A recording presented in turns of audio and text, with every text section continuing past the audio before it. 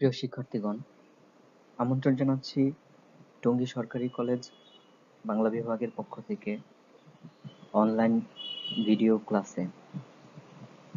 তোমাদের আজকের course degree দ্বিতীয় বর্ষের বাংলা জাতীয় ভাষা আবশ্যিক। আমাদের আজকের আলোচ্য বিষয় কাজী নজরুল ইসলামের বিখ্যাত কবিতা চৈতি হাওয়া এর প্রশ্ন বিশ্লেষণ। আজ আমরা কবিতাটির তৃতীয় এবং সর্বশেষ ক্লাস পরিচালনা করব।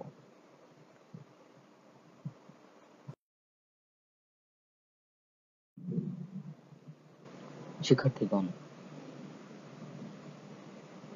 চৈতি হাওয়া কাজী নজরুল ইসলামের প্রেম বিষয়ক একটি কবিতা। এর প্রতিটি চরণ বিরহী এক প্রেমিকের হৃদয়ানুভূতিতে ভরপুর। চৈতি হাওয়া কবিতাটি শুরু হয়েছে হারিয়ে যাওয়া এক জন্মদিনের স্মৃতিকে কেন্দ্র করে, আর জীবনের অমোঘ নিয়মকে মেনে নিয়ে কবি প্রেমাস্পদ চলে গিয়েছে অসীম অন্ধকারে, যেখান থেকে কেউ আর কোনোদিন ফিরে আসে না। প্রিয়তমার এই অন্তিম যাত্রা কল্পনাবিলাসী কবিকে মুহূর্তে টেনে নামিয়েছে বসুন্ধরার কঠোর পৃষ্ঠে। কবি উপলব্ধি করতে পেরেছেন প্রিয়তমা চলে যাওয়ায় তার জীবন যেন থমকে দাঁড়িয়েছে।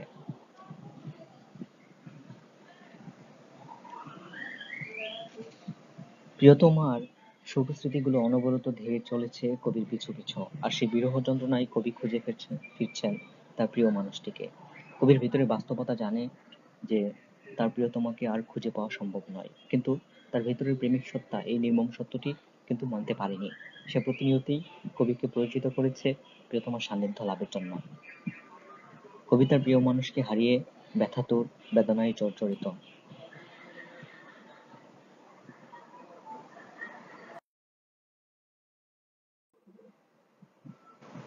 শিক্ষার্থীগণ, চৈতি হাওয়া কবিতায় কবির ব্যর্থ প্রেমী পরিচয় পাওয়া যায় কিনা? চৈতি হাওয়া কবিতায় কবি কাজী নজরুল ইসলামের বিদ্রোহ প্রেমের চেতনার অপূর্ব সংমিশ্রণ ঘটেছে। প্রেম বিরহ তার কবিতায় এক ভিন্ন মাত্রায় প্রকাশ পেয়েছে। কবির স্বাভাবিক নিস্তরঙ্গ জীবনে প্রেমের আবির্ভাব ঘটে। চৈতি হাওয়ার আলোড়নের মধ্যে একদিন তিনি প্রেয়সীর সন্ধান পেলেন। নিথর পুকুরের বুকে চৈতি হাওয়ার উত্তাল আঘাতের মতোই প্রিয়া যেন তার জীবনকে আলোড়িত করে তুলেছে। উদ্দাম যৌবনে প্রেমের বীজ উপ্ত হলো, যেন তাতে ফুল ফুটে উঠেছে প্রেমের সৌন্দর্যের। কিন্তু কবিকে রিক্ত করে দিয়ে, বিরহ যন্ত্রণায় ভরিয়ে দিয়ে তার প্রেমাস্পদ হারিয়ে গেল অকল অন্ধকারে। যেন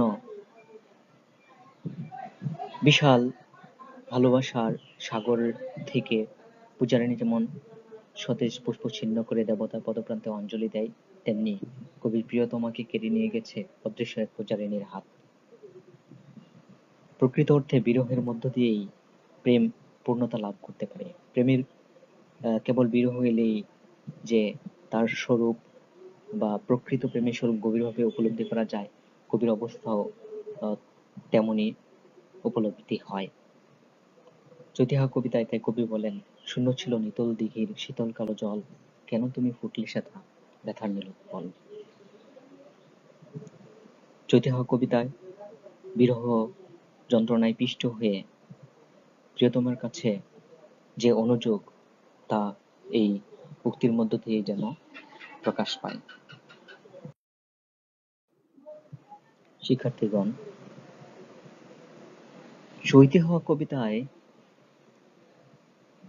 প্রিয়ার সন্ধানে কবির ব্যাকুলতার যে চিত্র, তা দারুণভাবে ফুটে উঠেছে। কাজী নজরুল ইসলামের চৈতি হাওয়া কবিতাটি প্রেম ও বিরহের সংমিশ্রণে। এখানে বিরহী প্রেমিক হৃদয়ের যে আকুলতা ব্যাকুলতা, তা খুবই মর্মস্পর্শী ভঙ্গিতে প্রকাশ পেয়েছে। প্রিয়তমার বিরহে কবির জীবন যেন থমকে দাঁড়ালেও প্রকৃতির লীলা বৈচিত্র্য থেমে নেই। প্রকৃতিতে আজ ঘুরে ফিরে আবারও চৈতি হাওয়ার ঢোল লেগেছে মহুয়ার নেশায় প্রকৃতি যেন দুলছে। এই রোমান্টিক চৈতিক হওয়ার ঝাপটা বিরহী কবির মনকে ব্যথাতুর করেছে, বাড়িয়ে দিয়েছে তার বিরহ যন্ত্রণা। কবির মনে পড়ে গেছে এমনই এক চৈতি হওয়ার দিনেই প্রিয়ার সাথে কবির মিলন ঘটেছিল। তখন প্রিয়তমার সান্নিধ্যে এই চৈতি হওয়া মধুর স্পর্শে ছুঁয়ে গিয়েছিল কবির মন। তাই কবি স্মৃতিজা কাতর হয়ে বলছেন, হাসতে তুমি দুলিয়ে ডাল, গোলাপ হয়ে ফুটতো গাল। কিন্তু আজ বিরহক্লিষ্ট কবির কাছে এ মধুর চৈতি হওয়া বিষাদময়। এর দোলায় গুমড়ে গুমড়ে কেঁদে উঠছে কবির মন। এ হওয়া যেন বেদনার প্রদীপকে আরো উস্কে দিয়ে যাচ্ছে। মূলত কবির আত্মগত বিরহ বেদনা প্রকৃতির অনুষঙ্গে চৈতি হওয়া কবিতায় দারুণভাবে ফুটে উঠেছে। প্রিয় শিক্ষার্থীগণ, চৈতি হওয়া কবিতায় প্রেমের চিরন্তনতা সাবলীলভাবে ফুটে উঠেছে। কাজী নজরুল ইসলামের প্রেম ও প্রকৃতি বিষয়ক কবিতাগুলোর মধ্যে চৈতি হওয়া অন্যতম। এর বিষয় ভাবনা, আঙ্গিক বিচার, ভাষা, উপমা অলঙ্কার ইত্যাদিতে প্রেমের চিরন্তনতা প্রবাহিত হয়েছে।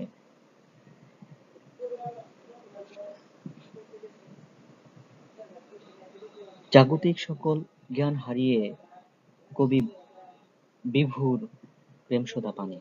প্রিয়তমাকে ঘিরে কবি হাজারো স্বপ্নের জাল বুনতে শুরু করেন। সময়গান তাদের লুপ্ত হয়ে যায়। দিন গড়িয়ে রাত নামে, ঘরে ঘরে শাঁখ বাজে, তবু এই প্রেমিক যুগল সম্বিত ফিরে পায় না। চলতে থাকে তাদের প্রেম লীলা। এভাবে প্রিয়তমার সান্নিধ্যে যখন কবির জীবন বর্ণময় পাল তোলা নৌকার মতো ভেসে যাচ্ছিল, ঠিক তখনই আকস্মিকভাবে ছন্দপতন হয়। নিয়তির বাঁধ সাধল কবির ভালোবাসায়। ঝিলের শান্ত বুক থেকে পূজারিনীর ফুল তোলার মতোই নিয়তি কবির জীবন থেকে প্রেয়সীকে কেড়ে নিল।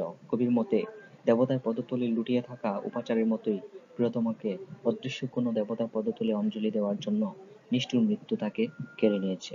তাই কবি বলছেন, কোন পূজারী নিল ছিঁড়ে ছিন্ন তোমার দল, ডেকেছে আজ কোন দেবতার কোন সে পাষাণ তল।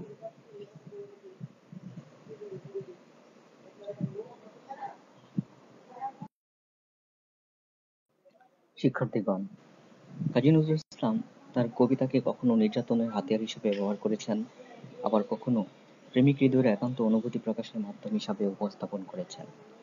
তার প্রেম বিষয়ক একটি চমৎকার কবিতা চৈতি হওয়া। কবিতাটি বিরহীর হৃদয়ের অন্তর্যন্ত্রণার সার্থক প্রতিচ্ছবি।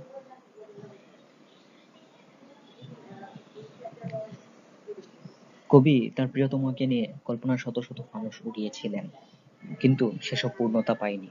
কমল কাঁটার ঘা লেগে ছিন্ন ভিন্ন হয়েছে কবির প্রেমিক হৃদয়ের সুখ স্বপ্ন।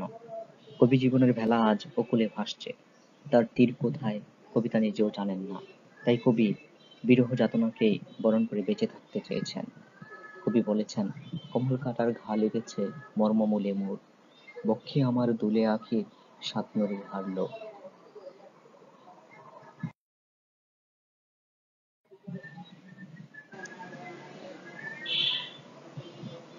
বাংলা সাহিত্যে নিজস্ব একটি ধারা সৃষ্টিকারী ব্যক্তিত্ব কাজী নজরুল ইসলাম। তবে নজরুলের কণ্ঠস্বরে যেমন অগ্নিস্ফুলিঙ্গ নির্গত হয়েছে, তেমনি আবার প্রেমের মধুর ধারাও বর্ষিত হয়েছে। চৈতি হওয়া এমনই একটি কবিতা। এই কবিতায় এক বিরহী প্রেমিক হৃদয়ের আকুলতা প্রকাশ পেয়েছে।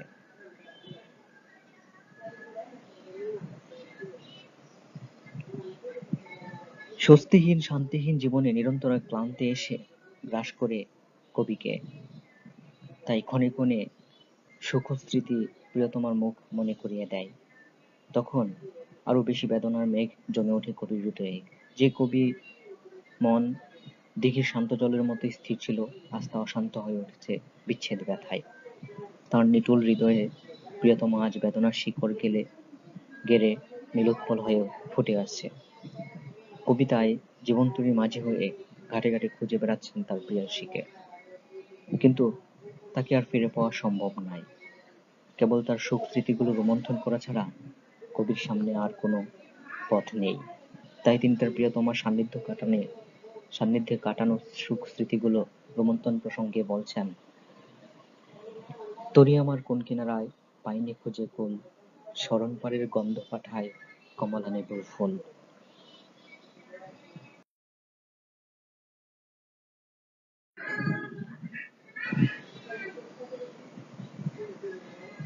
চৈতি হওয়া কবিতায় প্রেমিকের চিরন্তন বিরহের অনুভূতি অত্যন্ত আবেগময় ভাষায় উপস্থাপিত হয়েছে। যাপিত জীবনের চলমনতায় কবি শুধুই প্রিয়তমাকে খুঁজে ফেরেন। প্রেয়সীর সন্ধানে জীবনের ঘাটে ঘাটে তিনি ঘুরে বেড়ান। তিনি নিজেকে মনে করেন জীবন সংসারে পারাপারের খেবনী। হয়তো তার খেয়াতরিতে আবার লীলা সঙ্গিনীর রাঙা দুটো পা পড়বে, তাদের পুনর্মিলন ঘটবে। জীবনে মিলনের পর আর বিচ্ছেদের বেদনা কবিকে স্পর্শ করবে না। কিন্তু কবির এই আশা পূর্ণ হওয়ার নয়। কবি নিজেও সে কথা জানেন। তবু তিনি খুঁজে খুঁজে ক্লান্ত হন তার প্রিয় মানুষকে। কবি অঙ্গীকার করেন সারা জীবন এভাবেই প্রিয়ার আগমন প্রতীক্ষায় বসে থাকার। চৈতি হওয়া কবিতায় তার এই প্রেমের আবেদন চিরন্তনতা পেয়েছে। তাই অসীম শূন্যতার পথে হারিয়ে যাওয়া প্রিয়ার আগমনের নিষ্ফল প্রতীক্ষায় বসে থাকতে দেখা যায় কবিকে। যদিও আশা নিষ্ফল, তবু কবি আশাহত নন। কবি প্রতীক্ষায় থাকেন হয়তোবা কোনো এক সময় প্রিয়তমার দর্শন তিনি পাবেন। যেখানে কবি জাগতিক প্রেমকে ছাড়িয়ে শাশ্বত প্রেম চেতনায় উত্তীর্ণ হয়ে যান। কবি বলেন, এক তরিতে যাব মোরা আর না হারা গা, পারাপারের ঘাটে প্রিয় রইনু বেতে না।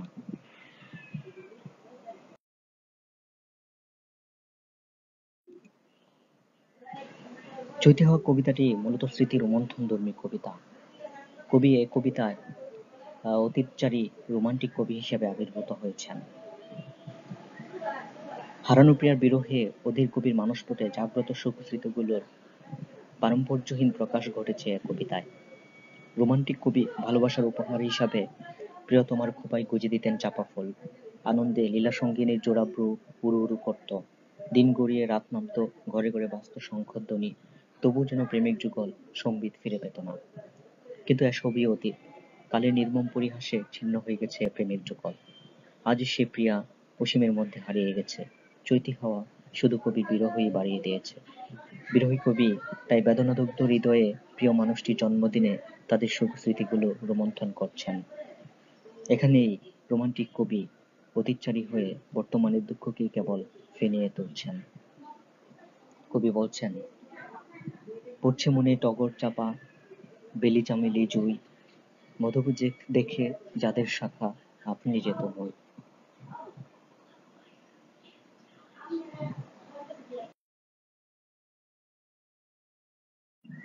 প্রিয় শিক্ষার্থীগণ, চৈতি হওয়া কবিতাটি কাজী নজরুল ইসলামের প্রেম চেতনার এক বিস্ময়কর ফসল। কবিপ্রিয়া তার কাছ থেকে হারিয়ে যাওয়ায় তিনি ব্যথিত ও মর্মাহত। মর্মাহত হৃদয়ের অমর বাণীর বিষণ্ণ রূপই কবিতাটির মূল সুর। এই কবিতার প্রতিটি ছন্দবদ্ধ ছত্রে উচ্ছ্বসিত হয়েছে বিরহ কাতর প্রেমিকের চিত্তবিহ্বলতা। কবি এখানে বিদ্রোহী নন, রিক্তসিক্ত বিরহী। প্রেম পরাজিত কবির হৃদয়ে সীমাহীন বেদনার্থে গুমড়ে উঠেছে অন্তহীন নিঃসীমতায়। আমরা এই কবিতা পাঠে তাই কাজী নজরুল ইসলামকে পাই স্বপন প্রসারী এক ব্যতিক্রমী সত্তা। শিক্ষার্থীগণ, চৈতি হওয়া নিয়ে আমাদের আজকের মতো অনলাইন ক্লাসটি এখানেই সমাপ্ত হলো। তোমাদের সকলের মঙ্গল কামনায় বিদায় নিচ্ছি। আল্লাহ হাফেজ।